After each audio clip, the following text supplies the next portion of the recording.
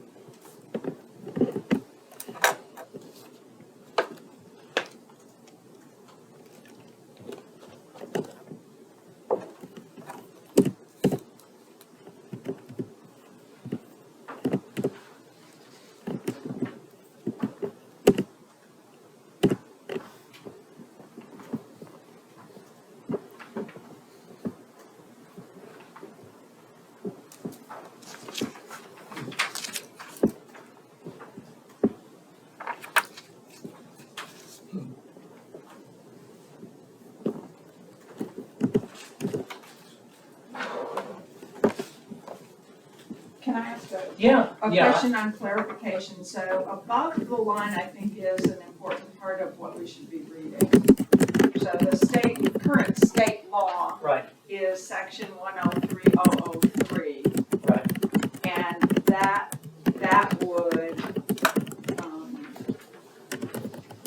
would take effect if, in fact, we had said, let's say we just went crazy and said, we're gonna put 210 days in there.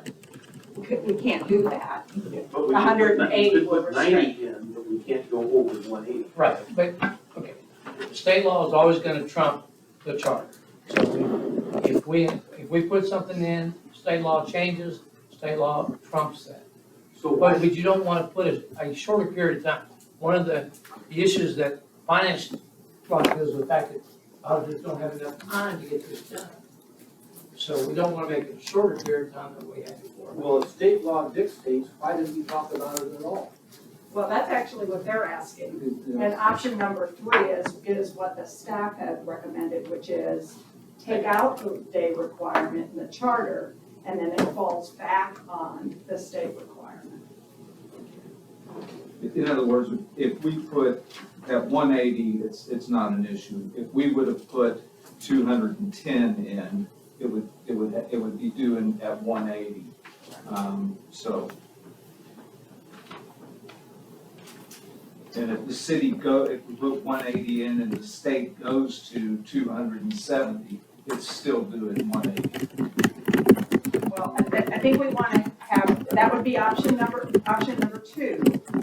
And I think if that's what your intent is, we should have the sooner of or the shorter of the 180, or as So indicated. But I don't understand why you wanna make it shorter than whatever time period is prescribed by state law.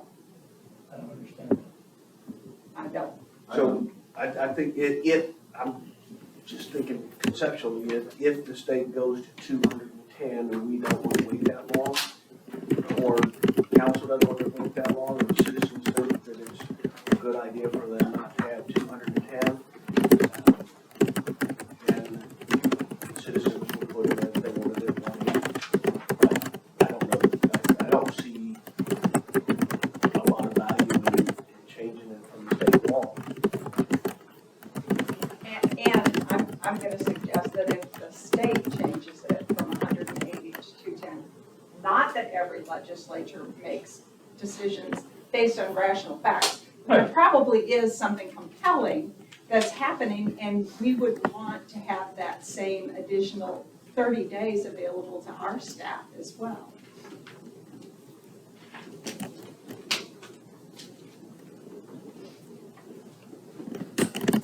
So the vote would be to just delete that section? So we get to choose between 1, 2, and 3 on here as options. And so I'm trying to hold back, but I'm gonna make a motion when it's appropriate that we adopt option 3.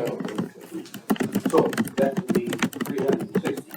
It could be. It's not ever gonna take them through. So somebody will be hounding them for information. They have debt covenants that they have to keep that are gonna require them to have financials before 360 days. So it's not gonna go to the ridiculous, but there's no reason for us to have another number in there.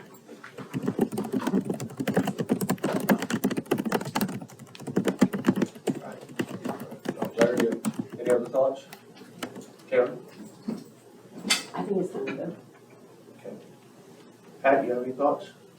I think if the state is going to be very prescriptive, we don't need to be.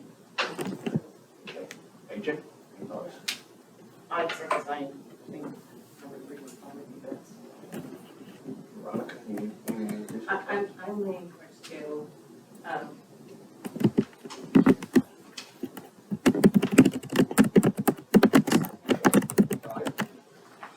You want, good with just a leaning towards, or you want to? Give us your hands on two. All right, so I haven't heard anybody that's favoring 1, so let's, between 2 and 3, I'm going to ask for a show of hands. We'll start with the 2. Those in favor of option 2, raise your hand.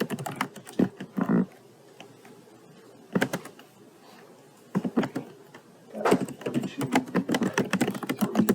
Those in favor of option 3.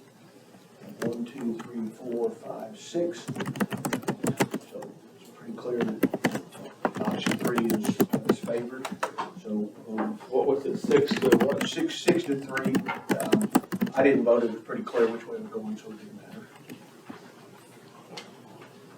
You can vote. I don't like to vote. So is that like the abstention? Yeah, I was gonna say. No, I'm are we gonna following make, I'm gonna make that rule right now. If you abstain, you're voting in favor. Okay. Which is consistent with the city charter for the You gotta have to participate. Take a side, one side or the other. Do we need to do Robert's Rules of Order? and all No, that? no, we're good. So it looks like what we're gonna do is on this one is propose option 3.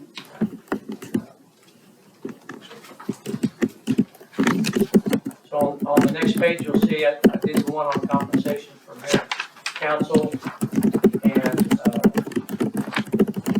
so I got it right. You said mayor got $400 per month, and each council member got $200. That ultimately that came to the consensus of the group, that we would at least recommend to the council that they decide whether to put it up to the vote of the citizens on the charter review. Is there anybody that doesn't agree that that's what we can come to a consensus on? Can I make a modification to that number 8? What, tell us what it is? In the second sentence, members of the council shall also be entitled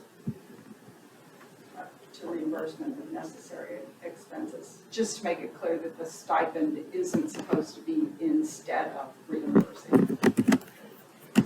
So, That's a good catch. Yeah, that's good. so I would, is there anybody that's opposed to adding in the word also to the second sentence? All right, so just by a show of hands, all in favor of the proposed language as amended, raise your right hand. Looks like we have one holdout, 1, 2, 3, 4, 5, 6, 7, 8, 9 to 1. Opposed? Opposed, yes. Okay, 9 to 1. Thank you. We'll try to do that each time we come to consensus on something. All right. Good, thank you. Yeah. She's so helpful.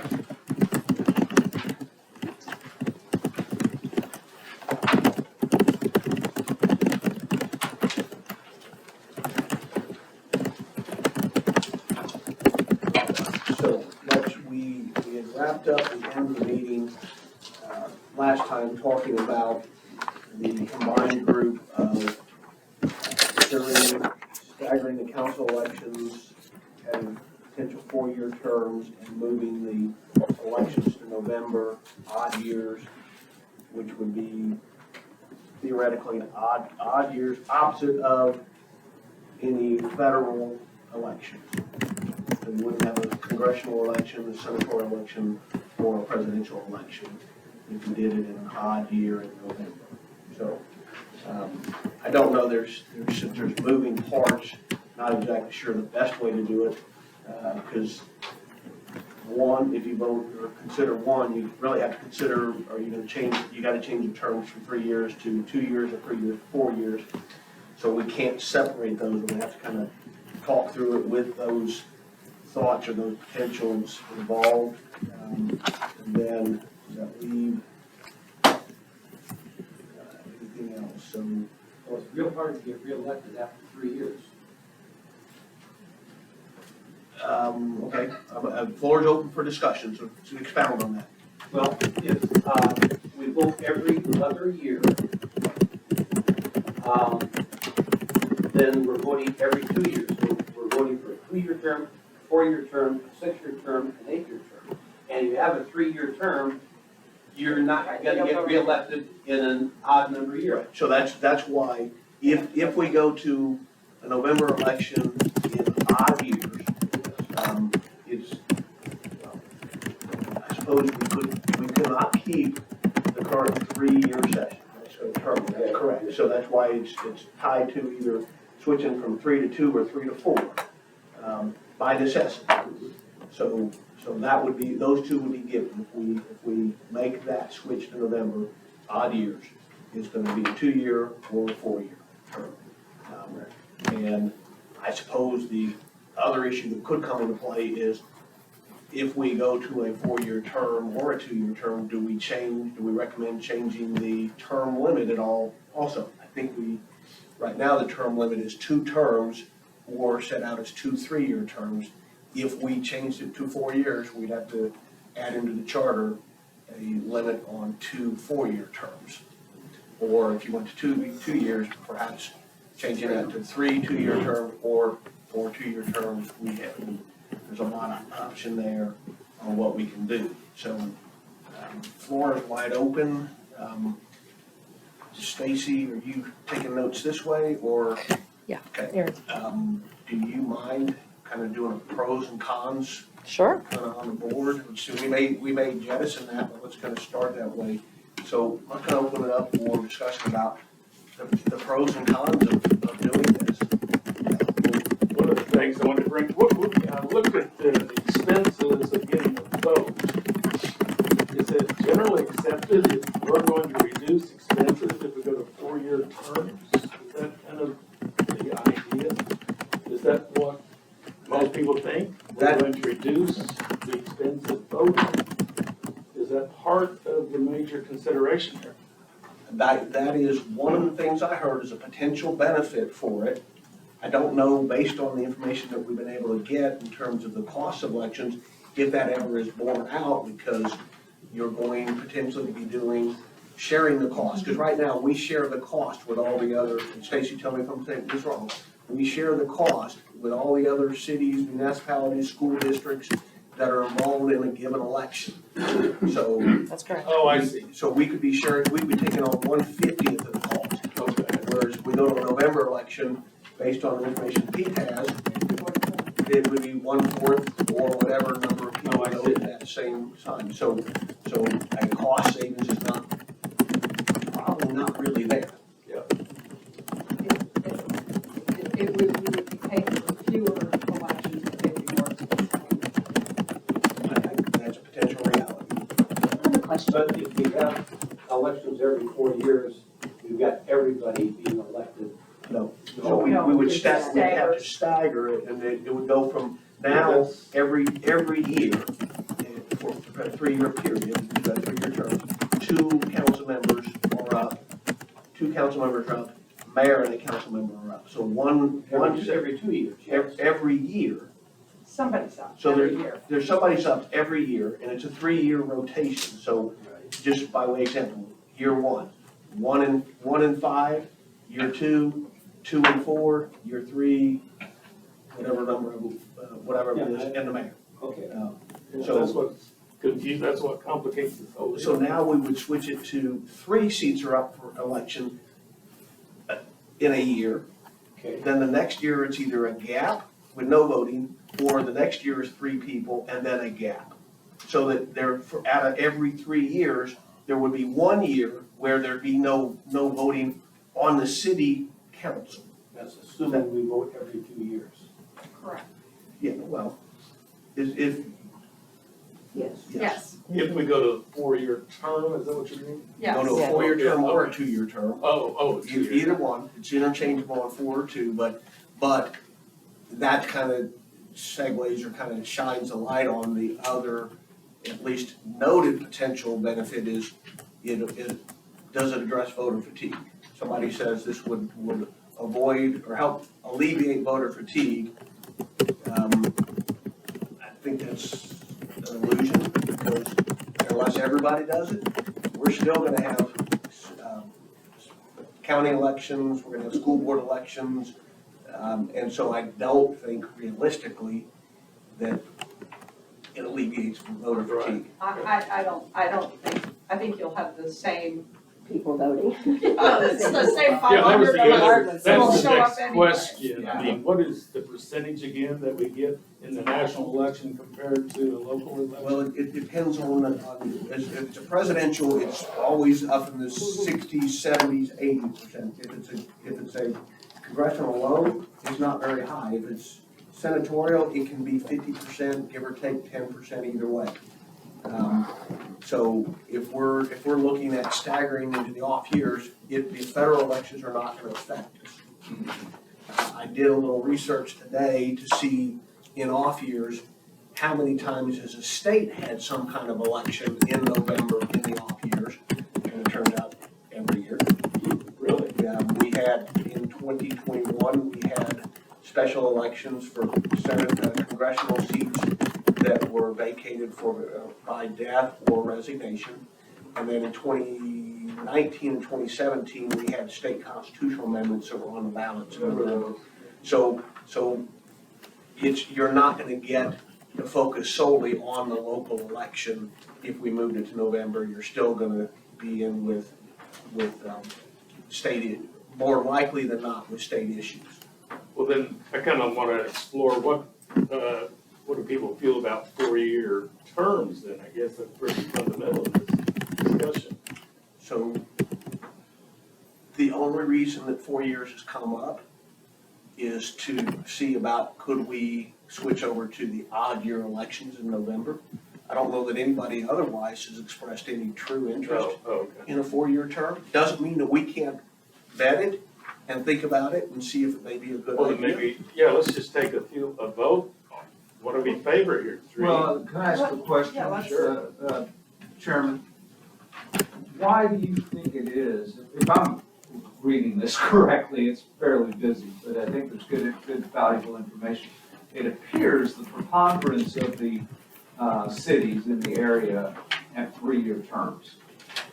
Why do you think that is, and therefore, why do we need a 4? I can't give you any definitive answers why it is. 3 years is enough time for you to make it through your learning curve, which is generally 6 months to a year. So then you've got 2 to 2.5 years to be really effective before you gotta go out, before you get a chance to be reelected. But you've also gotten to the point where now you know the issues and you're alerted for your election run. 2 years is just a short period. I don't know if you count that number, timeframe. And then 4 years or so. Is anybody interested in 2 years? Yes. Keep going. Yeah, So I mean, I'm not gonna ask Ben to weigh in, because we didn't actually, well, actually, he could, because he's dealing with, but the city manager is directly affected by the effectiveness and the experience of the city council. Since our inception, or pretty close, or at least back to the early nineties, if not beyond, we've had 3-year terms. And doesn't appear to be any overriding issues that say this is a problem. You know, I get, if I can just express my feelings on it, and please correct me where I'm wrong in it, but, there may be a time when I'm very happy that we have a 4-year term, politically, quite frankly, and there may be times when I'm very unhappy that we have a 4-year term and wish we were only 3, and I'm willing to give up the 4 when I want it, to have the 3 when I don't. The lesser of two evils. I would say that if you're active in watching how the city's run, there are times that you're very unhappy with your councilman, there are times you're ecstatic with your councilman, and you're exactly right. God, I wish I could replace that person. God, I hope that person's on at least one more time, and if after that, they go for mayor. Now, I don't pretend at all to be expert on this subject, so that's my gut. There are no experts, it's kind of why there's 13 of us or so, it opens the door to get a lot of differing opinions and to help get full discussion about the topic, so. Now, if you want to talk about drugs, I'm an expert. You mean the use of, or? We will get to discuss a drug-related topic. So, I have a yes. question. Karen, go We're ahead. focused in on odd year November, and I'm looking at Dallas County voter turnout. If Farmers Branch is the same as Dallas County, odd year November is lower than May odd year. So why the focus on What are you looking at? Well, I'm looking at this chart. okay, again, I think just from what I've gathered, just through the grapevine and having sat on these charter review committees before where changing the election cycle has come up before, is the one issue that I may have been tossed out briefly, but that I haven't heard in the last session or two is if you go odd years in November, or if you go odd year in November, you've got from November to September to get well-rounded in your position, so your budget is due to be voted on September 1, September 17-ish, somewhere right in there. So you've got several more months to get acquainted with the city before you're asked to decide on a budget. And so if you have 2 brand new council members, it may be a little more substantive, but if you've got one or no new council members, or one new council member, or one veteran council member that are elected, does it have a big effect? But what's the difference in odd year and even year? No, it wouldn't, it'd be just, you'd only be looking at November. Right. You don't even have to focus on whether it's an odd year or an even year. Right, but in looking at the data, I mean, just in the year 2022, Let me pull it up, hang on just a second. when you, 44% compared to the next November was 6.6%. In 2021, the odds are down in the single digits in terms of Dallas County. Oh, it's that Give one. me just a second, I wanna make sure. It's I'm this looking one at- that Okay, got so we're looking handed at, Well, the Dallas County turnout maybe. percent, May and November. Maybe, when you have 5 or 6% of people voting, maybe those people know what the hell they're doing. When you have 40% of people voting, half of them don't even know who's running for council in Farmers Branch.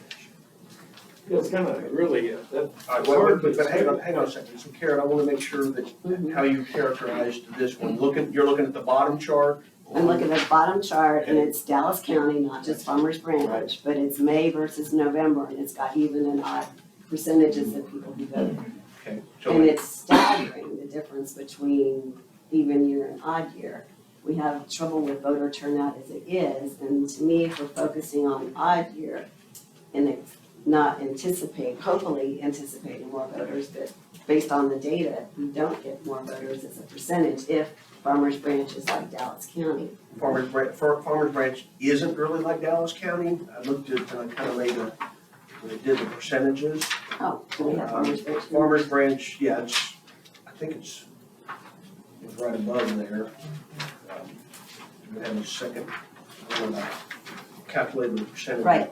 Oh, So Farmers Branch just from the top down, mhm. May of 17, almost 14%, May of 18, almost 6%, May of 19, 18.2%, November of 20, 71.9, which is a presidential election. Can I interrupt for just a second? Yeah, absolutely. Because my question is that this is total number of registered voters in Farmers Branch, correct? Correct, Okay, but not everybody is eligible to vote that's right. if it's only 2 districts. So that's the total number of eligible voters, registered voters in the 2 In the 2 districts districts. that are involved. So 18 was districts 3 and 5, 19 was districts 1 and 4, and then when you see the mayor's race, with 2023, you had. Because I ran the numbers too, but I wasn't sure if that was registered voters for the city or registered voters just for that district.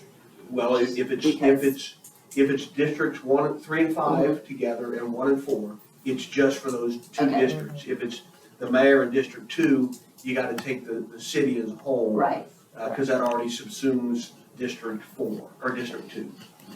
So, but, comparing Farmers Branch turnout to Dallas County turnouts, we're, with maybe one exception, that'd be the May 21 District 3 and 5, we're usually double or more in a way of turnout, but still, it's not a massive turnout.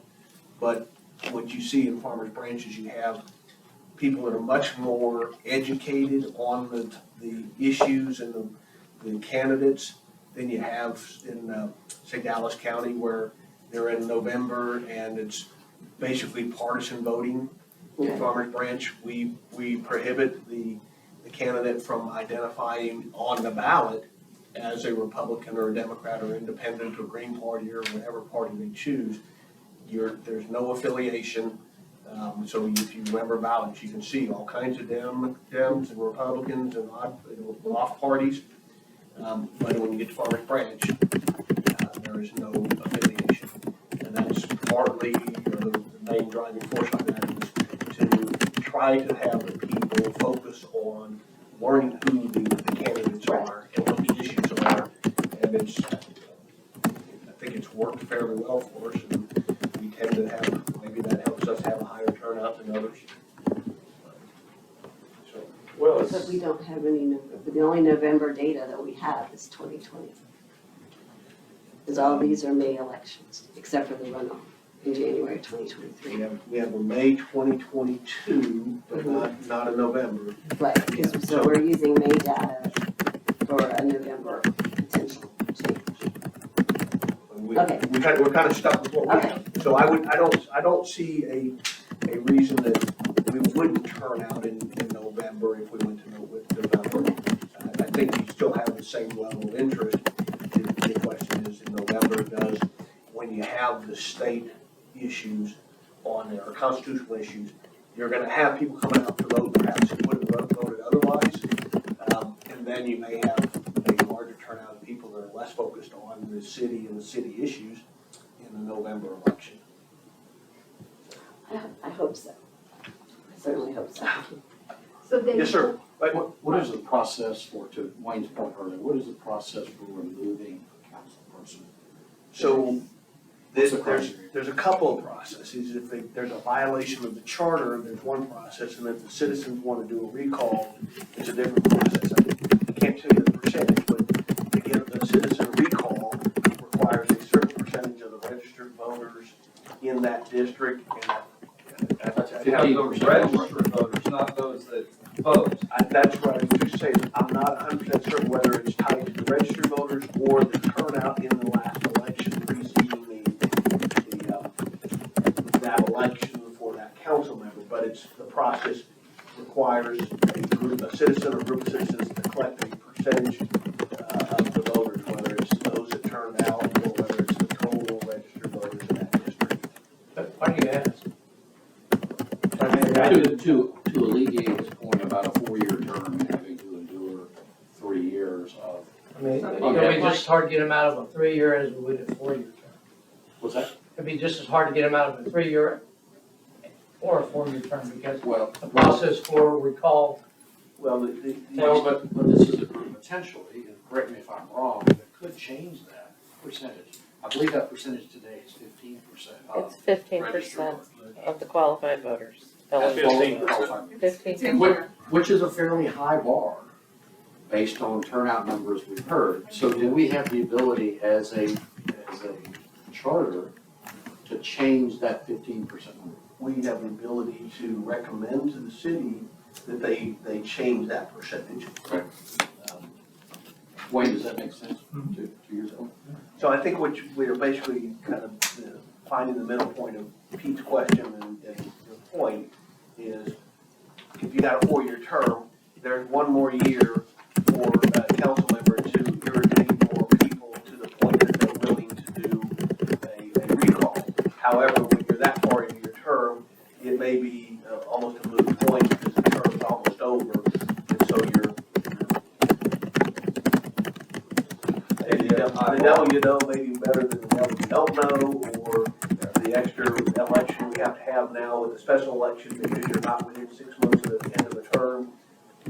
There's a lot of moving parts. Clarification, you used the word council member only. Are you including the mayor in that? It's any elected city official. Just making sure. Yeah, so the mayor just had, Or the charter, if you want to look. same That's okay. percentage, is the bigger, it's the whole city that you count in terms of the registered or eligible voters. So, Can I make one more point, and this is maybe an aside, but the cost to the candidate of the elections is significant. So going from, let's just suppose they're all good, there's nobody that Wayne wants off the council. Asking them to campaign more frequently, in other words, reducing from 3 years to 2 years, I would see as a negative for attracting good candidates to want to. Just, So David, I've got a question and then a comment. So question, you've been on council. So, and you've been associated with council members for a number of years. Would people who are thinking about running, would a 4-year term be off-putting? Would they think that that was too long of a period? And, oh, I don't want to commit myself to 4 years. I would say, just, I'm giving you kind of the world according to David, it would have been a harder decision to make if it was a 4-year commitment as a 3-year commitment. And I think that would be, I think a lot of people that would weigh in fairly heavily, because it's just a long time to commit to 2 meetings a month for 4 years, not counting all the other activities that you're involved in and all the events that you go to. I think it could be a significant factor in saying no. Sometimes it's hard to find 2 candidates that are willing to run in a year. So I think you counter the potential of having fewer willing participants. Mm-hmm. Okay, so then, comment, 3-year, 4-year, I could probably go either way. But what I do find compelling is that council is a team. And when a team of people come together, they sort of meld and they get their personalities and, they figure out, who's gonna be, more proactive in certain areas or more, comment more on certain topics, and they sort of get to know each other. Those of us that have been on a team, we know what it's like when you have a team and somebody leaves or somebody new comes in. And you're doing that every single year. That can be very disruptive to a team. And so I think that, I'm not a proponent of 4 years necessarily, but to have them stagger 2 years, 2 on, 2 off every year, then it just works better for team dynamics. So, yeah, so effectively what you'd say is instead of having two people up each year, you'd have 3 people up each for 2 years and then a year off in terms of elections. I think that's a lot of turnover. It could be, it could be. I think, to go back to your comment about, or I guess this comment about council members kind of becoming a team. Since I guess I'll say cognizant of how city council was running and who was on council and paying attention to it, probably back to 2000, maybe early or late 90s. You have gone, it varies greatly on whether you've got a very copacetic team or you've got a fractured team, you've got a team that leans more this way or this way. It's constantly, changing. And so, and rarely does it stay together for more than 2 or 3 years. It's just, there's just constant change, and I don't know if I can tell you why. Is it because, kind of like what you're alluding to, is the farther you get into your term, you have the ability to irritate a few more people to where by the time you're up for your second election, you're out. Plus we have 2-year terms, or you have 2 terms as opposed to up until, when did we put that in, Pete? 2010, 11? Prior to that, there was no limit on terms, and so then you would have had a bigger opportunity to have the same people together longer.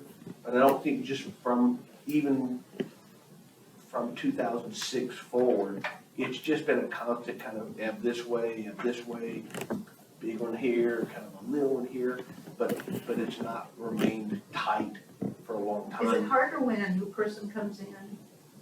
Does that make it more difficult to really talk about the issues and get things done? Not really. I'm just trying to remember, my first year with an election was, I think Mr. Freilich was elected. No, there was not a big transition for him. Next time was Michelle Holmes, not a big transition. Over the years, there wasn't, it didn't seem like that was an impediment. I didn't deal with any time where there were 2 new people at one time that I remember. But generally, if you have the work ethic, you come into those meetings having studied the chart, the packet, and gotten up to speed and asked some questions behind the scenes. So what I've seen is, and you probably could talk to this, is the new council members are very diligent in getting up to speed and being able to jump in with both feet. So. I'm sorry, go ahead. So Ben, did you have any comments that? Ben, you've been city manager for a year and a half now? 7.5 months, but who's 7.5 counting?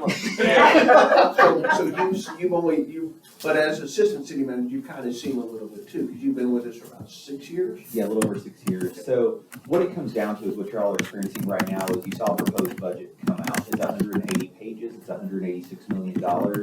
So the challenge, and part of why you're seeing the genesis for this conversation is, if you have an election in May, the council member comes on in June, they have 10 weeks to digest hundreds of pages of financial principles and movement in the fund.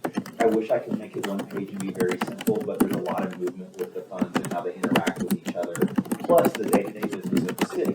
Now, add in what if there's a runoff election, then that council member may not be coming in until July.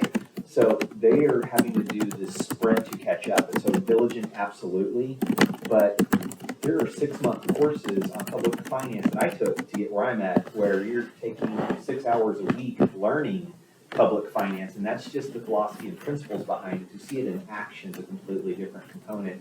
So that's one of the big challenges with it, is just that learning curve to the budget, and then getting ready to call the motions, how they all work, and just those mechanics behind the budget. There's a lot of information for the public. You all are seeing that proposed budget. There's a lot of information in there. We have town halls being planned. Everything's coming forward now, and it's getting the council members caught up to speak that language of the budget. The other challenge is we set strategic direction in January. So the previous council is sometimes guiding the current council because the budget's built on strategic principles. So there's always that handoff. Every council member gets 3 times to set strategic direction, sometimes 6.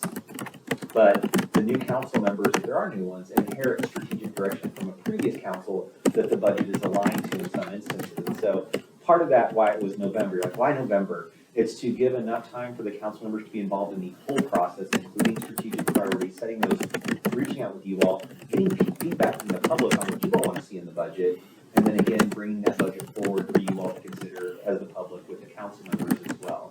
So that's why you see that piece in there, because the business of the city never stops. The agenda that just went out yesterday is massive. The one before that one was 600 pages. So, and that's just with pieces of the budget in there. The business of the city, it's a lot, and there's a lot of information in there, and it's just keeping up with it. There's just a lot to do, and so, very much have respect for those that are on council and have been on council. It is like having a second job. There's so much to do, and you're putting a lot of hours in if you're doing it the level that the expectations the council have for themselves. You're at a lot of events, you're speaking to a lot of folks, you're traveling a lot, you're an ambassador for the city. And so the business of the city being a council member, it's tough. There's a lot going on, and then you have a lot of folks reaching out to you. And then you have me as your city manager. It's like, hey, can we put speed bumps in here? That's a great topic that we get, or speed humps. Can we put them in or not put them in? Or speeding on streets, and how does that work? How do all these relationships play together? So the council members do put in a lot of time and a lot of energy, and the more time they can get to be brought into the process always helps. Some of that happens naturally. A lot of council members start on boards and pick up some of the processes on boards before they go into council.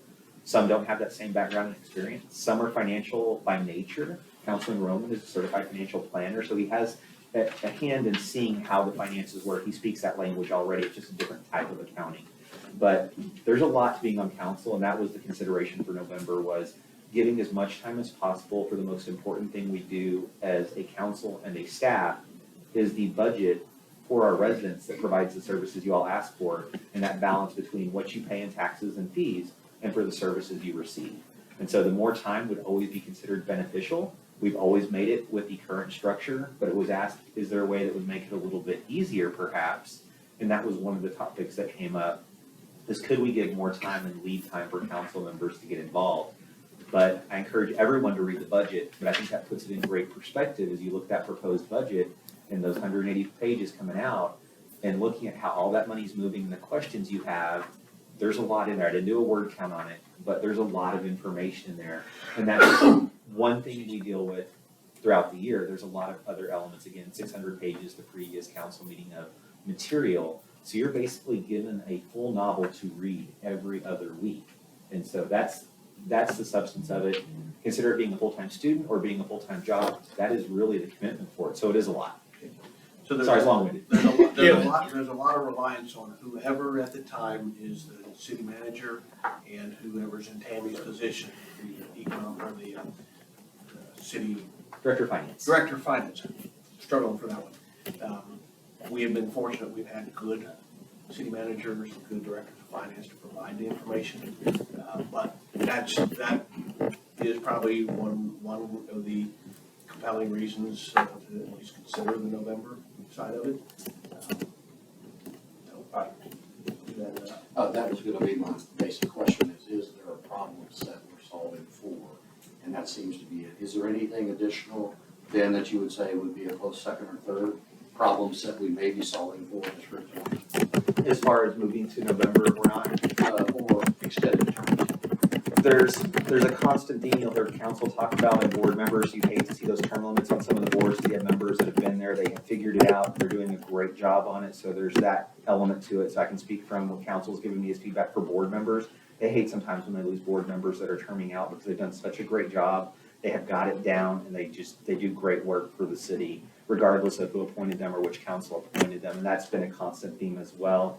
The other thing was when you see in May, and so you're having an election every May, it puts the city in that mode, it's election mode, right? So City Hall, you've got the signs everywhere, it's that constant noise in the background if something's changing at the city, so it would make it to where you're always gonna have that, it's part of what it is being in local government, but it's giving that pause to move it to every other year versus every year and give councils more time to form together and come together Because there's just a lot to get to know. They're just like any other team as they come together.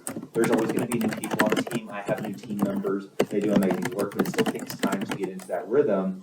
For my team members, my directors that put budgets together, the rule I give them is it takes 2 years to fully have a good understanding of their budgets and how it works within the city, besides following a 30-page checklist on how to build your budget. And councils are very similar to that. The first year is the learning year, the second year is you build the instincts, third year, you've got it.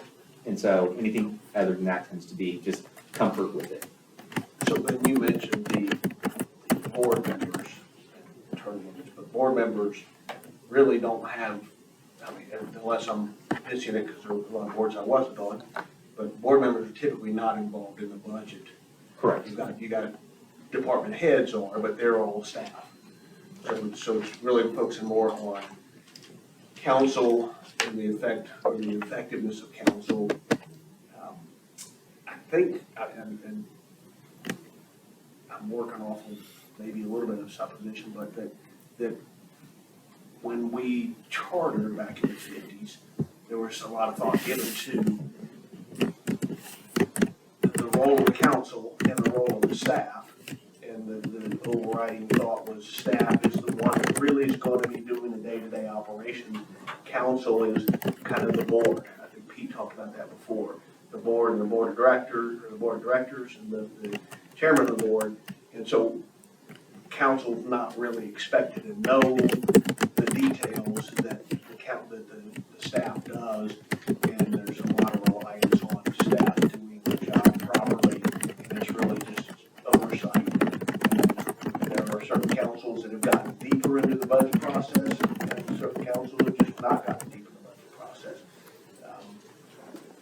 But I think that the balance was created, or at least we elected when we set up the charter, or set up the city and charter, to do it in a format that we relied heavily on the staff for that type of work. And so your potential, if we, I don't have a problem with the potential, we're putting more onus on the council than has been intended in the past. Not saying it's a good thing or a bad thing. This would be different than what we've done in the past. All right, I saw another hand over here, Randy. So I have two thoughts, and one is, are we getting the budget advantage of having a few more months for two members of the council against a higher cost of election in November, right? Because the shift to November is principally to get those, right now, two people, a few more months. If we move to 4-year terms, then 3 of those people are rolling off if we're doing it every other year. So your change, your dynamic in your council might have a greater impact having 3 new people than it does having 2 new people. So I'm not sure it's entirely black and white. No, it's nothing is black and white. Well, I was the one that had my hand up. To me, there's 2 sides to the same coin. One is you may be allowing more time. I'm at the 4-year term. You may be allowing more time for a cohesive council to get to know each other, to work well together, et cetera, et cetera. On the other hand, the other side of the coin is, what if we need fresh air? And we've had council where it's been very fractured. You got 2 to 3 or 3 to 3, and those don't make for him. Ben can talk about it, Pete can talk about it, Stacy can talk about it. Those are not fun councils to work with. You know, If I could add one other thing, going back to the chart with all the green on it and all the 3s, I mean, are we going to conclude that the preponderance of the cities in the neighboring cities are unwise, or are we going to conclude that they are on average wise? Right. So would it be fair, would anybody disagree that the system isn't necessarily broken, It's just, we're really looking to see if there's a way to improve it. I agree. Does anybody think it's broken? Are they hurt enough to think that we're even trending towards broken? I don't, okay. All right, so really, we're just trying to vet out, can we improve it or try to improve it without actually creating bigger problems that either we're not anticipating or thinking about, or we talk about and just don't know how much weight to put on it. For instance, 4-year term, how much more likely is somebody to say, man, I'd love to run for council, but I can't commit 4 years. I've got a wife, I've got a job, I may not be here in 4 years, so maybe, you know, I'll get promoted every so often. I mean, there's, Yeah, if we would like to expand the opportunity to those that are working more typical jobs, if you will, a 4-year commitment for a person who is an everyday Joe, so to speak, is a big deal. It's not necessarily a big deal for an old white guy like me who's retired and has time, excuse me, an old guy. I resemble that. I would hate to see, you know, the potential, if you go with 4-year term, somebody gets in there and they just say, hey, I've had enough. Because there are nights, there are weeks, there are months that you run into issues that become buzzsaw issues and you're running into a group of citizens, whether it's, you know, people that you're friends with and that supported you, or they're in the opposition, that they come in and they're just fighting bad. And then you've got an hour worth of public comments where they're blistering you, and then you've got a particular issue, and they come in and they pepper you. And I can guarantee you, there are times that probably every council member at one point or another says, why in God's name am I doing this? I would, they're just, you know, so 4 years, you may run into a time where somebody finally says, or somebody's spouse says, give it up. Don't do it anymore, you're affecting the household, you're affecting your work. So I'm just speaking from experience. I can see 4 years being a bigger backfire than the benefit we get out of it. And I do agree with Ben that having more time on a budget is beneficial, but I'm not sure the extra 3 months or 4 months you're gonna get are gonna make you so much more prepared that you're gonna be so much more effective that overcomes the potential problems you create by having a 4-year term. But leaving the term alone and just switching the elections to November, I think it comes down to the cost versus benefit. So that's, yeah, so if you had it if it was every year, not off year, you're gonna regularly have certain councils, elections are gonna be tied into the federal elections, and then certain elections are gonna be tied into just either the state constitutional amendments. So you're gonna have a vast swing and I haven't thought about whether the same districts are always gonna fall in that time frame. Are they always gonna be in the federal election, so you're always gonna have way more turnout and a lot less informed voter? So that'll be the potential problem on 3-year term in November. No stacking. In the last 5 years, what is the most we paid for an election, and what is the least we paid? We have a little money. Yeah, May of 23 is by far the largest on this year. 33,641. Right. And it does make me curious why it's more than double. It's citywide, when they're basing it off of registered voter. So we had notice the more mayoral polling elections are more. stations, on election day. When you have the mayor involved, those mayoral elections are gonna be more expensive. Well, and I the mayor and District 2 were also November of 20 and May of 17. And so if it's related to, and I know everything's more expensive, but if it's related to being the whole city, And you're, those two don't reflect that kind of. It's just more expensive and the costs are allocated depending on how many Yeah, parties participate in elections, so. But it's always gonna be more. in the past, this past year, we had 38 participating entities, and years, sometimes you may have less, sometimes you may have more, so the cost can change. But if only 3 cities participate in November, It would that jump way would up. mean we've got our costs. We're not splitting them with as many. Stacy, did Correct. they ever tell you how many people, how many units actually have their No, no. governing body elections in November? 3. Three? That's it? Yeah, it's on the sheet sheet. I'm Now sorry. the- Looking at it? No, I missed that, sorry. So, all right, so This cost has been consequential.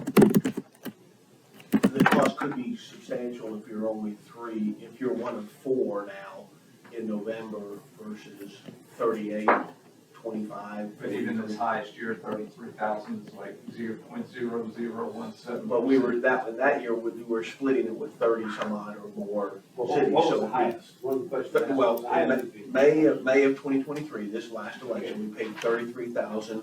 That was our share of the total cost, and there were 30 some odd other cities that were splitting that cost. So we're paying 1/3 or 1/30 roughly of the total. So if we became one of 4, we're gonna be paying 1/4 of the, Divided by 15 at the end. It's still consequential. So, Mr. Chairman, can I make a motion?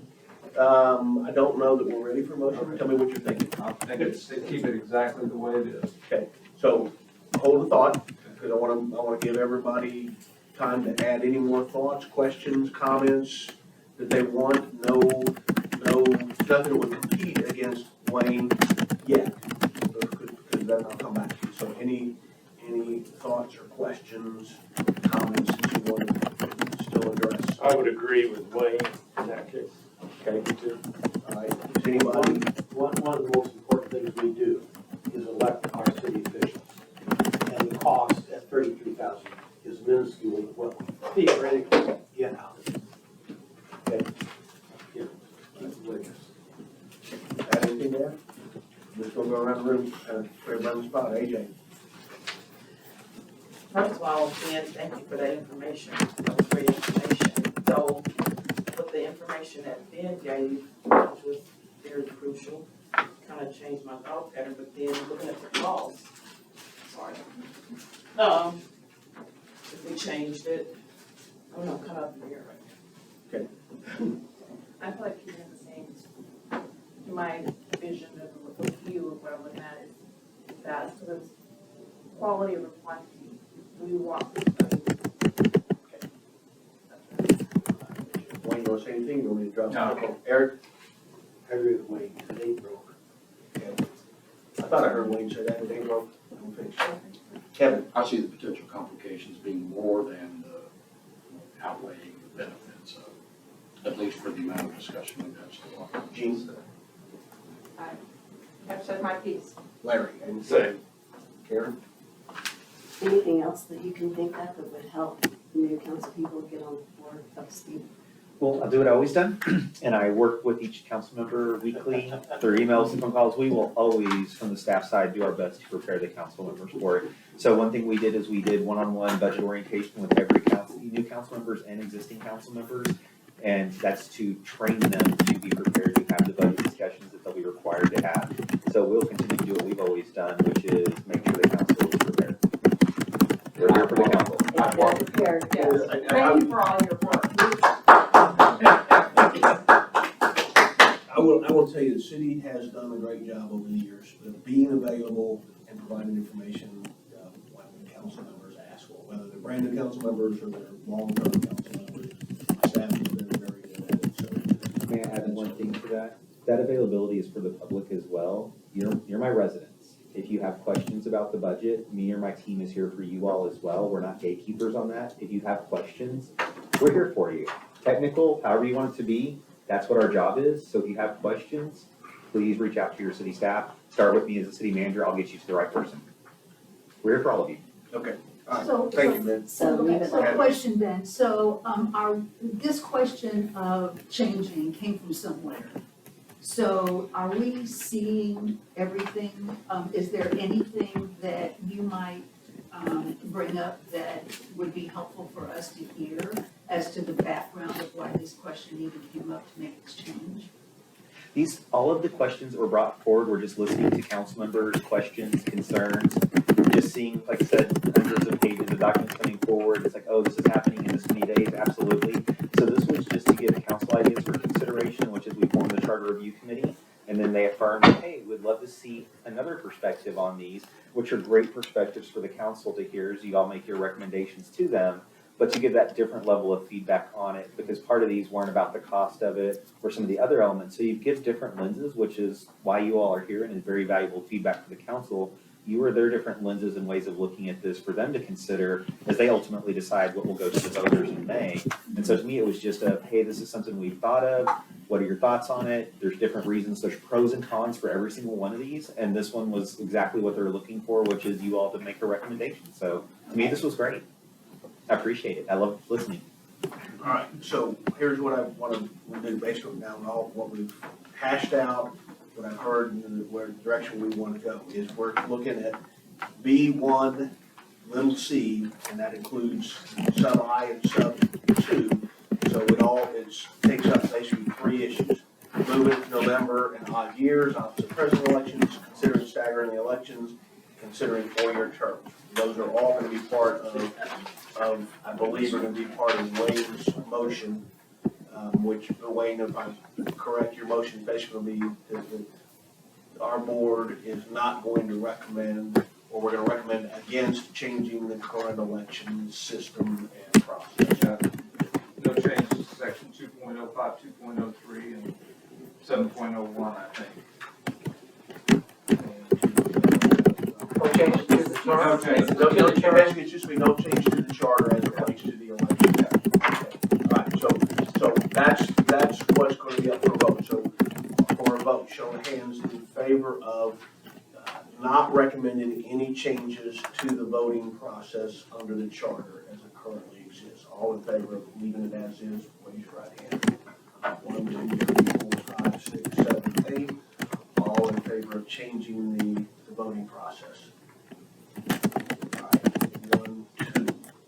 So 8 to 2, we are going to recommend the council that the voting system remain as it currently is configured in the charter without making changes. Okay. All right, so I think we just finished eating one bite at a time, the one big elephant on the list. We have a good amount of time to go. We got 15 minutes and we still adjourn by 8. Let's jump into the next item that's on the list, which is E. On mayor voting, my notes were that we were not in favor of the mayor having a vote or changing the charter as it relates to the mayor's powers or voting veto rights. Did we actually vote last time? We did. My notes show that we did. We did? Yes. Okay. So we have no change there. Next one, E, is review city charter in years ending in 0 and 5, starting in 2030. That's section 9.20 of the charter. So I did not get any feedback from anybody as to why this is proposed. I'm not sure. All I can do is kind of give you 2 cents, but before I do that, I want to open the floor and what other people are talking. I don't want to, spoil the water. Fresh thoughts. Question, if we change it, then it's 2023 to 2030, or would it be 2023, 2028, and then 2030? So right now, the way the charter, Stacy, correct me if I'm wrong again, is we can meet we can't meet more than every 2 years, but we must meet at least once every 5 years. Correct. Okay. So this one appears to set it up to where you no longer have kind of the option of meeting in between unless we suggest otherwise. So this would at least make it set at every 5 years. And so, In this case, it would be 7 years. Right, so if 7's fine, then. Well, No, no, no, it says we- starting in 20. starting in 20, so the So- council could still 2028 or say in Section 2 nine years, point two P. in 2 years from the end of this Okay, one, so then they there could would go be a ahead and do it. 2028. You could do it in 20, well, it's That's 5 years. 2023 right now, you could do it in 2025, 2027, 2029, if you did it every 2 years. Or if you try to do it in 3 years, you still would have in 2026 and still could do it again in 2029, 2028, 29. Just because you've got, under the current one, you can do it every 2 years. Who makes that decision? Right now, the council decides whether we need to do a charter amendment. So We can probably make that easy. We can require that everyone that's on this charter review committee must be on every charter. Until we die. Until we finish. Or until 20, right. We won't have another one until 2030. I don't Then I'm see the sure. minimum of 2 years. Is that somewhere, It's somewhere a else? state. State law. It's a state Oh, law. okay. State Okay, law. I didn't see that either. So you can't do it every 5 minutes. Right, you can't. Correct. You gotta wait 2 years. A minimum of 2 years between, okay, doesn't have to be 2 years. Right. It can't be more than 5 years. 2 to 5. All right, again, I'm gonna go around the room before I say anything, so, Karen, any other thoughts? Larry? No. I don't understand why they want it changed, what the advantage is to the change in to the direction of the O's and the 5s, and I am concerned about the census impact. Ben, do you have any insight into this? And if not, that's fine, or Pete. Do you remember? Zeros and fives was simple because right now, if I had a new city secretary come on board, and for her, she's gonna have to go figure out when was the last charter review committee done. The city's starting to align a lot of our plans to consider all of them at years and 0 and 5, so it triggers kind of that review process. So we have a comprehensive plan, we have a west side plan, we have all these different plans, we have an emergency management plan. The thought was we're starting to align many of our plans to the 0 and 5 year structure. It makes it very clear for whoever's the city secretary, for whoever's the city manager, for whoever's on council, whoever's on boards and commissions, 0 and 5 years, that's when the charter comes up for appointment and consideration. It was more of just a housekeeping mechanism to make it a very clean and simple approach, but again, council can always direct the charter review committee to be one that started. At any time. That's it right there. They can always supersede it, the council. Yes, so we could set it for 5 years, the council can say we need one for 2.5 years and 3 years. As long as our language is permissive. If we said it can only be 0s and 5s, then, so we would, if we make a recommendation, we just need to make sure it's permissive. Except for state law, 2 years. Yeah, Scheduled in 0s and 5s. Right, very And good. then as needed, correct. no sooner than 2 years. Pete, did you have any other recollections about why this came on? Yeah, unfortunately, I can't find the other memo I'm looking for. But we had an issue on the interpretation. When we had to call it, what was the 5 years? So that, I'm trying to find our list of cleanup items. So that was the issue we had was So is the 5? when does the 5 years run from? Is it from the last election, last time we decided not to call one? Shall appoint, city council shall appoint a committee at least every 5 years to review this charter and make appropriate recommendations to city council. So my interpretation is if when we're done, let's say there's no changes, when we're done, let's say we're done November 1st, now the 5 years is running. And so at the end of every session, the 5 years starts again and the 2 years starts again. So I'm not sure that I mean, somebody might be able to look at that and interpret it differently. Does anybody see a way to interpret it differently where? I might interpret it that it was 5 years from the date the committee was appointed. So kind of May to May. Okay, I got you. So it could be, yeah, you're right. So it could be, And that would keep it in the same season of the year. right. So you, if we decided to not change it other than say 5 years from the appointment of the last committee or the termination of the last committee, that would make it a little clearer.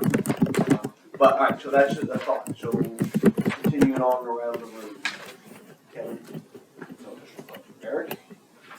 Wayne? Veronica? AJ? Pat? Okay, so my concern is, and this is driven by the fact that we're now, we vote by districts, 5 districts and the mayor. Our districts are now supposed to be basically evenly divided by the number of registered voters. As long as we're not fully built out, as long as the west side is still being developed, there is going to be a need for some further adjustments to our districts until that's filled out. And then perhaps if the east side starts to change and the warehouses over there are bulldozed and it becomes multifamily and mixed use, there could be a big change over there. So every 10 years we get the census. Census is done in the odd years, so the next one will be in 2030, but we don't get the results until 2031, and it's based on those numbers that now we have to sit down and do a redistricting committee to look at and balance out the districts again. So if we do it in the odds and 5, you're gonna do it before you get the census data, and you're going to get, so it's gonna be 3 years old.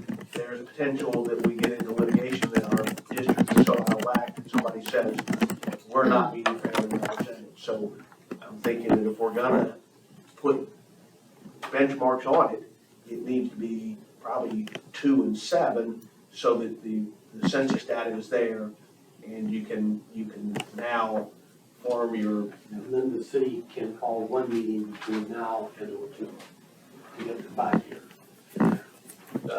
Correct.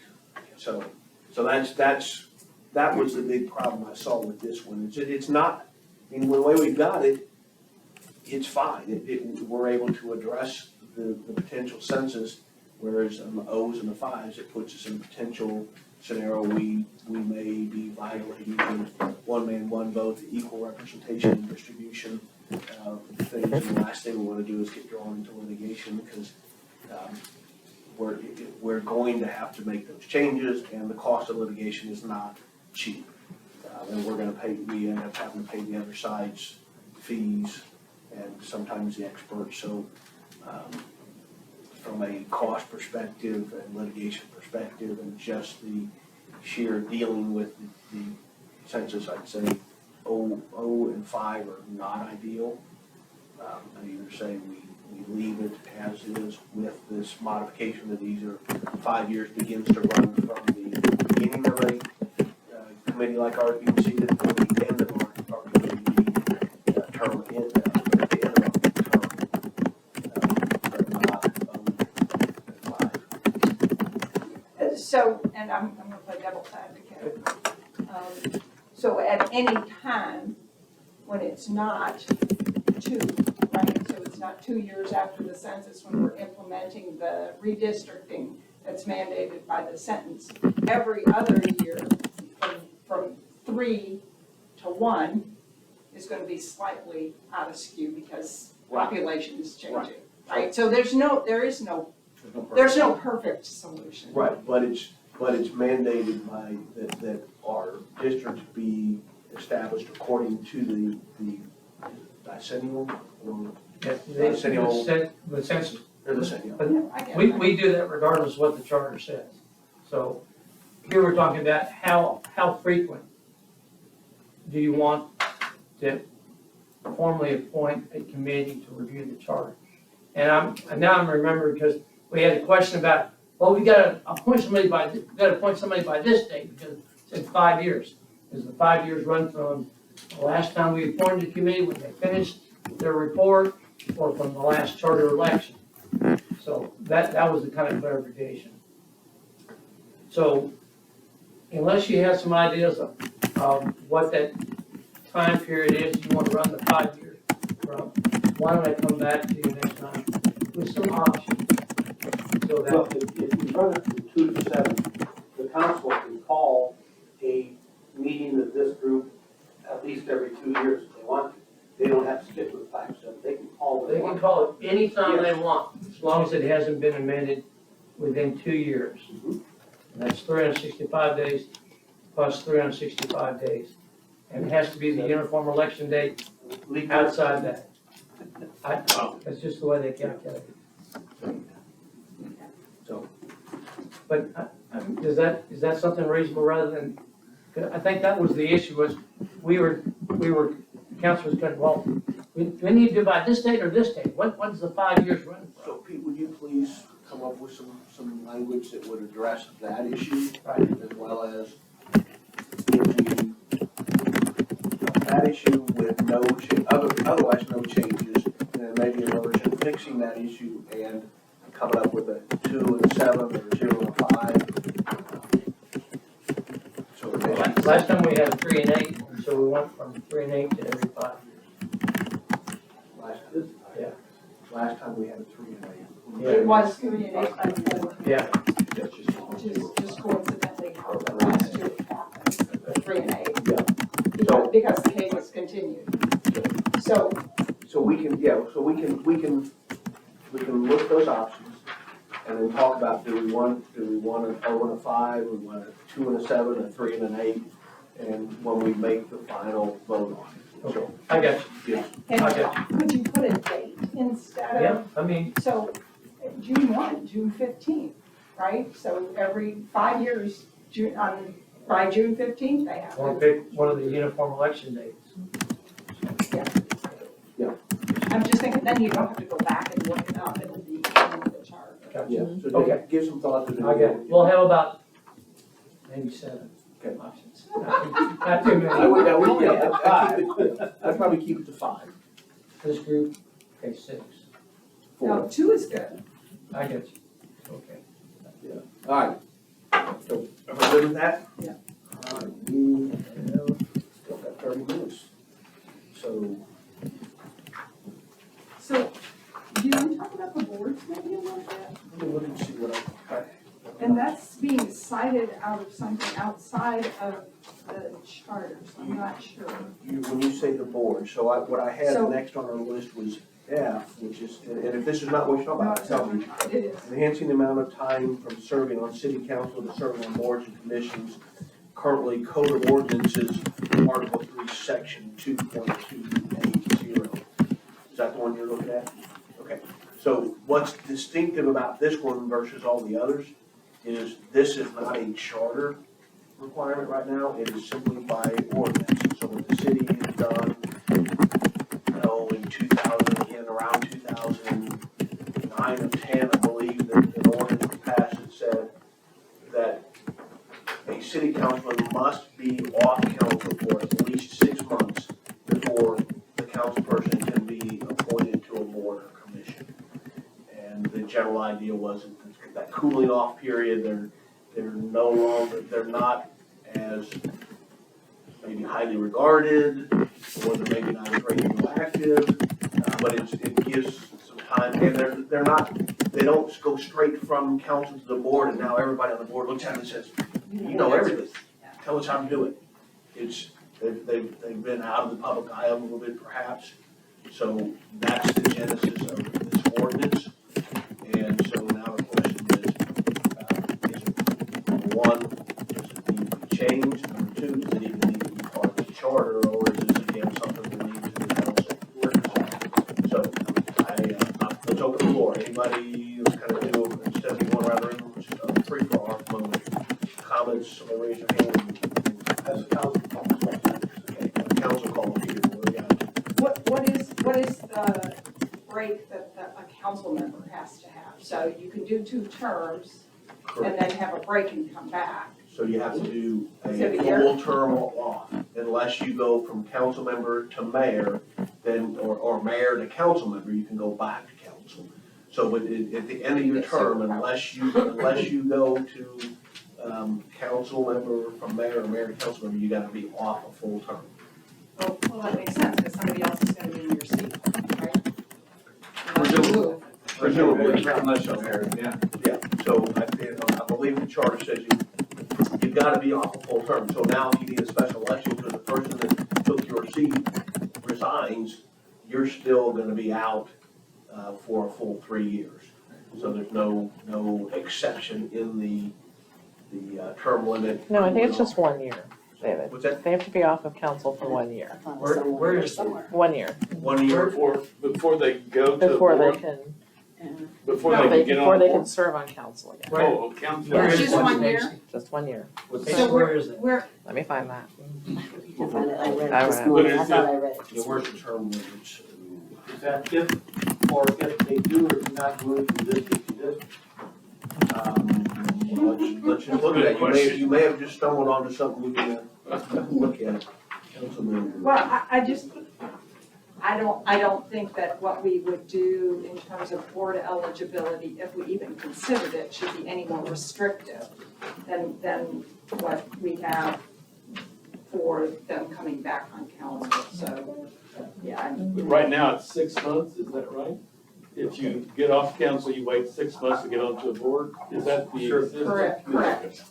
Correct, and that's not in the charter, that's in an ordinance. Let us find the language on term limits. Should be under 2. So we usually deal with that question.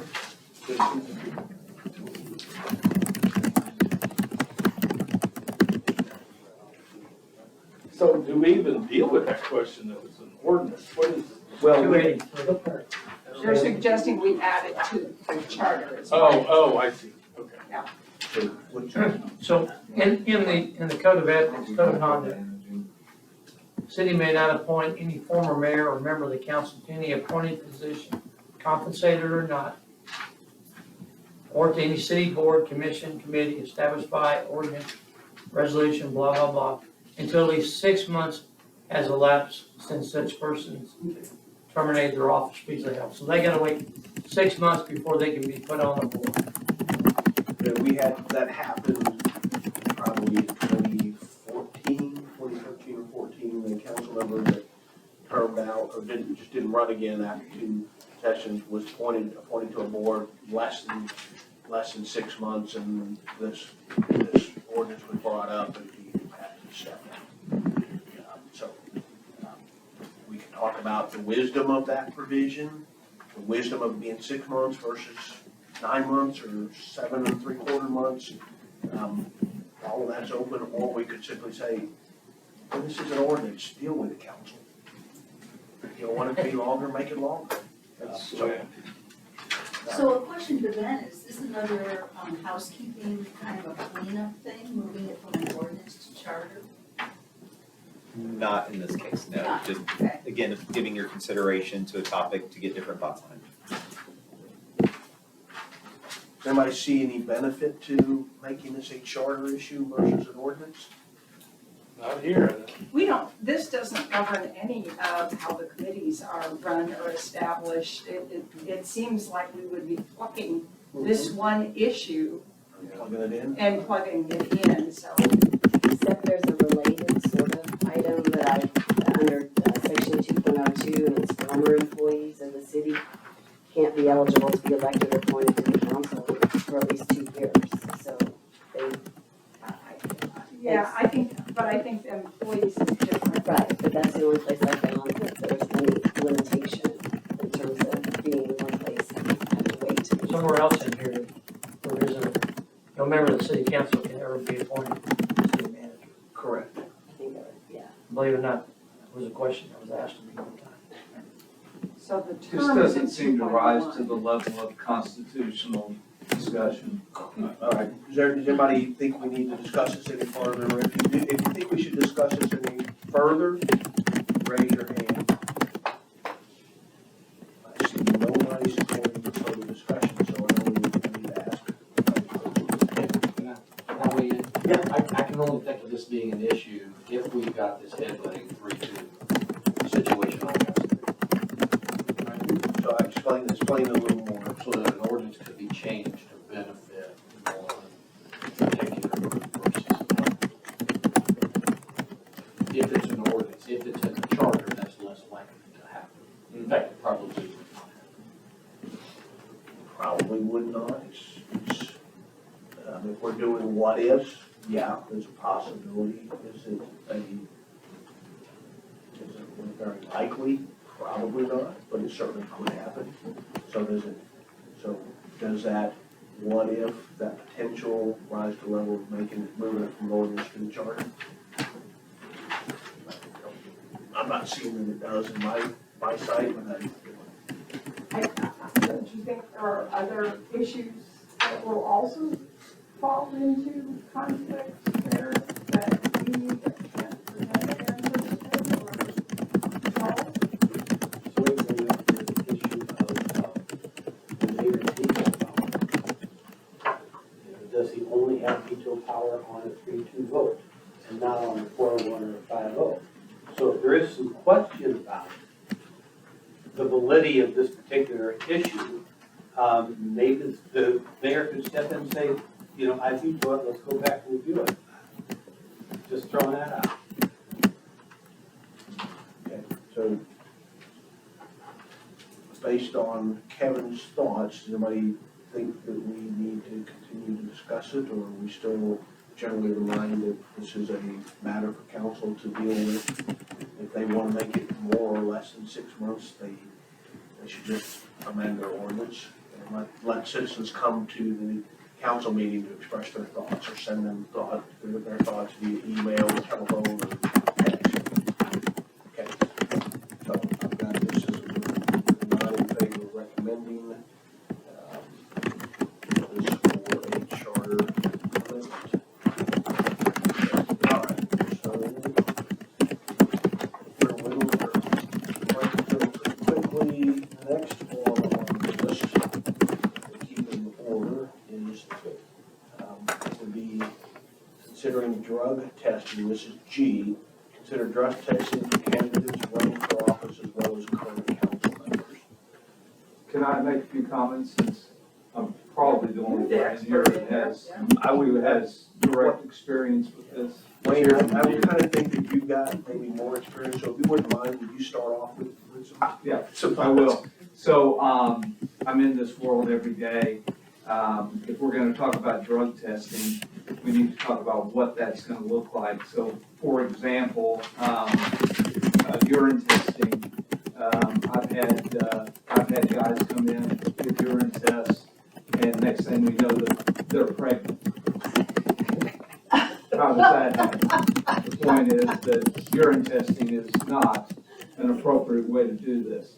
And so what we're talking about is extensive testing that would probably fall in the lines of blood testing for drugs, and then a PET test for alcohol. Because if we're going to drug test, we need to alcohol test too. Alcohol, particularly alcohol poisoning, can affect the ability of a council person to behave rationally as well as drugs. It's Pandora's box. And we may want to think about a methodology wherein the council, if the council believes that a council person is suffering from an SUD, you may want to allow for a vote, for example, that calls for a complete psych evaluation, including drug testing, alcohol testing, and the ability for the council to vote and to remove that person from council for that reason. I'm worried that becomes a witch hunt. It is. It's the whole thing's Pandora's box. And my other comment would be that there are incompetencies that are not going to show up on any of those tests. Psych evaluation would probably pick up most of that, but yeah. Second and further thing. Good point. Okay, so, Wayne, I appreciate that. I mean, on boots on the ground, you see a lot of stuff that the average person doesn't see. You understand a lot of stuff that you don't understand. And what I like to make sure that if we make comments, if something comes up that you feel strongly about based on your experience, please jump that together. Because I think this. Well, let's talk about a situation where someone, be it an employee or a council member or a mayor, is acting very unusual. Can I ask you a question? Are employees already subject to some level of drug testing? So let me back up, because I should have said it before. This was Council Roman's request. And I did ask him, give me a little insight of what you're thinking about here. And one of his big driving forces is that staff is required to at least be subjected to random drug testing. Two parts, unemployment, we're screening, there's a drug test that happens when you apply for a job, you're getting a job offer, we're gonna do a drug test on you. Those that have a commercial driver's license, there's other statutes that govern that, and it's random sampling. Or if you get into a wreck in a city vehicle, it's compulsory, you have to go get a drug test immediately. So those are the three instances or elements of how city staff are involved. There's no random drug testing entire work. Not, there has to be a reason for it. So unemployment, commercial driver's license, if you get in a wreck in a city And vehicle. reasonable suspicion. Or reasonable suspicion of a supervisor. So I am glad that you're here tonight, because you've been very valuable in a lot of these discussions. So 4 reasons: job offer, reasonable suspicion, you're in a wreck driving a company vehicle or a city vehicle, and you have a CDL license and you're using that for the benefit of the city or for your position. Okay, so that was the real driving force behind Councilman Roman's desire to bring this up. So, all right, so. He wanted to bring council into an equitable position with the employee, is that correct? I think that's how he was viewing it, if it really is an equitable, or you could bring it into an equitable position. Yeah. There's such a vast difference of positions, I'm not Do sure. you guys do a extended 12-panel test? That would You be, usually talk to HR. I just did this recently. It was a urine test Just do you- and a breath test. And is there a difference between elected people and hired employees? Well, sure. Okay. Well, and Yeah. I was gonna ask Pete, do any other cities do this? For elected officials, Yes. not that I've found. And I did some preliminary research, and the U.S. Supreme Court struck down a Georgia statute back in 1990, where they required all folks for state elected officers to take a drug screen. And they said it was it's not random, there was no reasonable suspicion, there was no public purpose. There's certain exceptions to the requirement to get a warrant or have reasonable suspicion. And just because you're gonna become an elected official wasn't one of them. I think we go back to, I mean, I'd love to have something where and I don't remember who said it, but if somebody's behaving irrationally and unable to perform the duties of their elected position, it'd be nice to have a mechanism to be able to do something, but you do have the recall, and what was the other one? I've already forgotten. So within the code of conduct, I believe there's the ability to at least address the fitness, and there's provisions in the charter for qualifications of the council members. I don't know it well enough to say that those directly address it, but if there are issues that come into play, I mean, aren't there simple issues like if they're missing so many meetings, It's not, it's a little different because they've been elected by the people for a fixed term. And we can't allow the political will of the council to remove and eliminate the will of the people. So it's gotta be a removal for cause that's allowed by the Constitution. One is conviction of felony. One, I guess, if the person was declared a non-compos mentis by the courts, that would mean they're not competent, and therefore they would not meet one of the qualifications, that is to be, one of the qualifications under the election code is mentally sound, whatever. Okay. Stable. So, you know, there are a lot of functioning alcoholics, there's a lot of functioning drug users. And then, what is a prohibited substance today may not be a prohibited substance later on. Right. Now, is there if we have a council member who attends 25% of the meetings, And that would fall upon the voters to seek a recall, because it's not, 3 or 4 years later. well, it's- Yeah. it is time consuming, you're right. But there's a balance between the people, and it'll become interesting because we have single member districts. So it's gonna be the people in those districts seeking to remove their council member. The only one, the whole city can vote on is the mayor. So- It's a quagmire. I mean, I guarantee you've got employees that are being prescribed 30 opioids, and they're saving them up and taking 5 and 10 at a time. And could even be council people for all I know. But what are you gonna If do? you do have information on that, please let me know. And I'll go to the police chief right away, Yeah. and we'll investigate. No, I'm just saying that there could be. Well, it could be, Yeah. but that's not what you said initially. Yeah. So Thank you.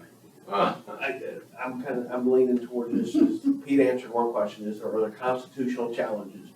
It sounds like absolutely there are. You've got no reasonable suspicion, there's across the board, there's Can't be random because there's only 5. right. So I think, there's a whole, I don't like to come up with reasons not to do it, but I think that perhaps there's a code of conduct that they can maybe try to address some of this in, or look at. Has the city addressed an issue like this in the past? The council. Yeah. No. And I might also add that in this past legislative session, which has been the worst in my 40 years of service, we had the preemption bill.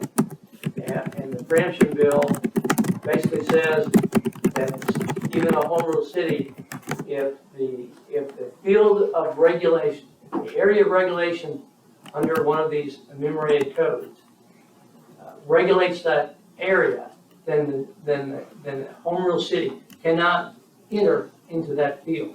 Whereas before, we could enact regulations as long as they were not contrary or conflict. So when it comes to the election of our council members, it's governed by the election code. And the only situation in the election code where it allows a home rule city to alter the qualifications is on age and length of residence in the city. That's the only place in the election code where it talks about deviation for qualifications to hold office in the city. So the issue of whether or not we could even require drug screening, whatever that screening might be, as a qualification to be a candidate would be a questionable. Right. And I'm not sure that's what the city wants to be involved in. I mean, if this was, some big champion issue here, then okay, we need to know what the consequences are. Yes. My sense of it is we review the recall criteria to allow the people that elect those folks into their district positions to have the wherewithal to remove them if they're, for whatever reason, assuming that the criteria is fair. I think And is doable. It's there. I think that would, that's probably a great topic for thing to do maybe to start your next meeting. Because I don't think in 15 minutes we probably can get into it and digest it.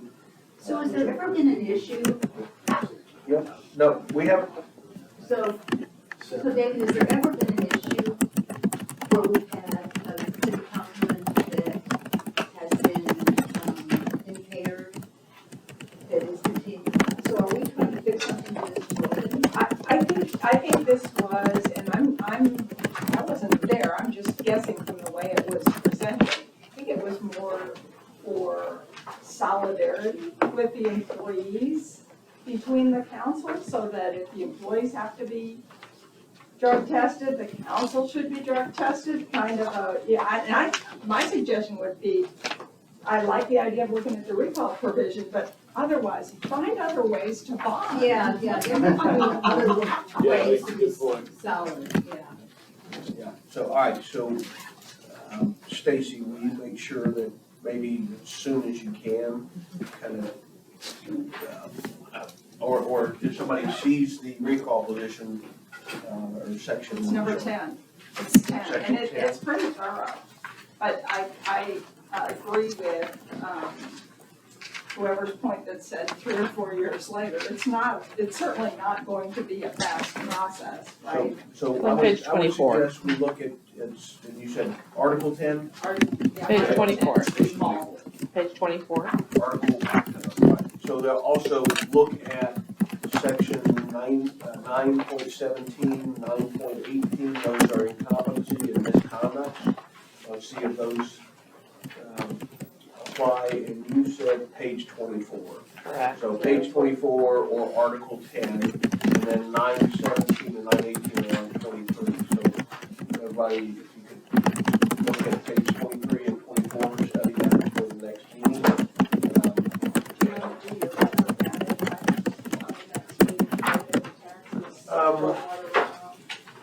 I think we probably will, let me look to see if there's anything.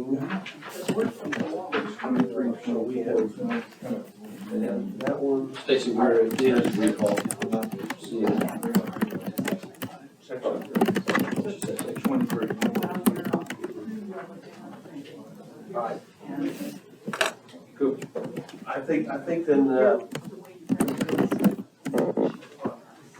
we'll start our next meeting, which is on the 23rd of August. We'll start our next meeting addressing this issue, so we'll come back to this one, hopefully everybody will,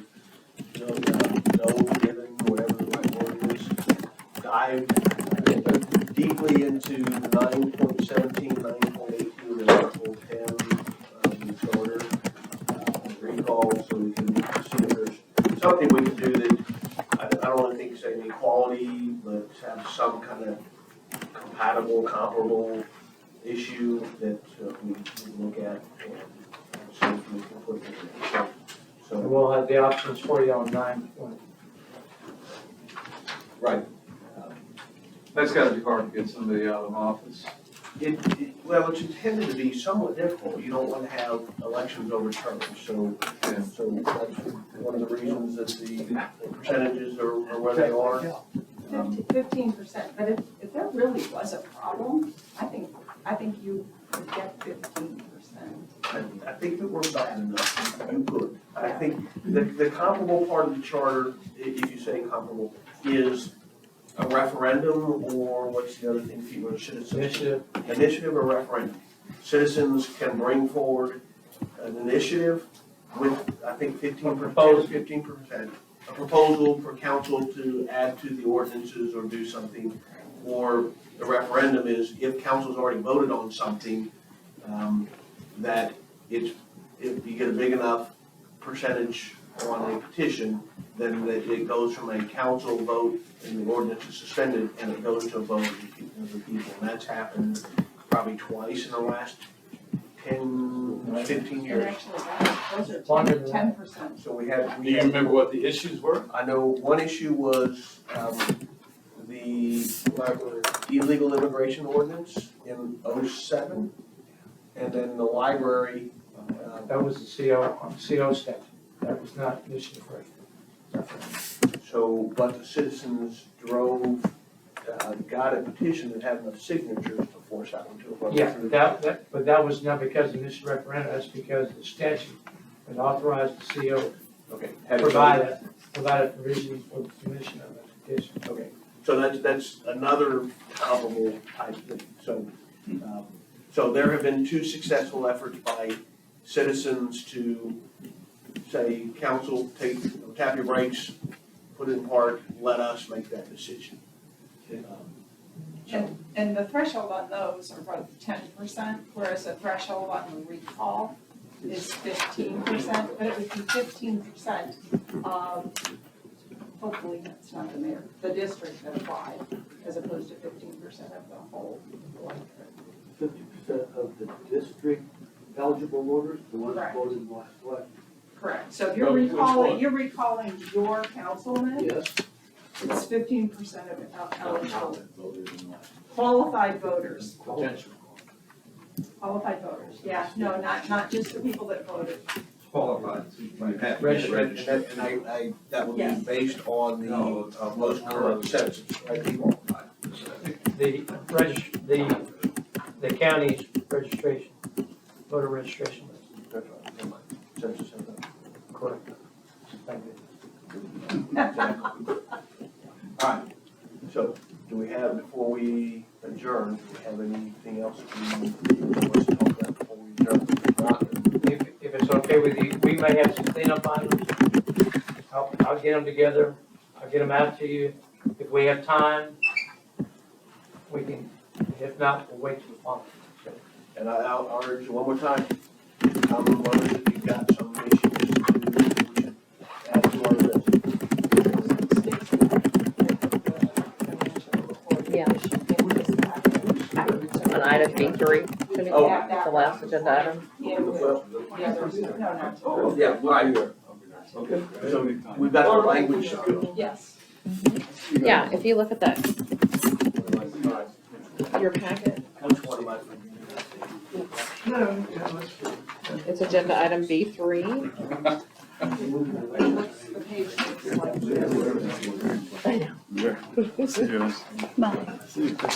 I'm okay with the compensation. Stacy, encouraging me. I'm sorry, I'm got you right. Right on the top of the list, right there. So yes, so I don't think that's just, B3. oh, I thought he said. Sorry, they were thinking about it, the thing. Oh, I thought, so I think that based on the progress we're making, unless there's some big holdup, we may well finish next week or next week. So, but we have plenty of time. Pete doesn't think, never mind, Pete doesn't think so. So did you wanna go over this one, David, or did you wanna wait till next time? James addition?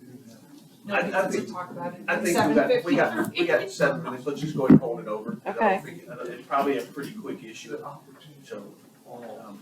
And I would say it was really helpful having been here, so thank you for coming. Thanks for having me. Well, particularly helpful on the issues that we discussed. Yeah. All right, so based on that, this meeting is adjourned. Thank you.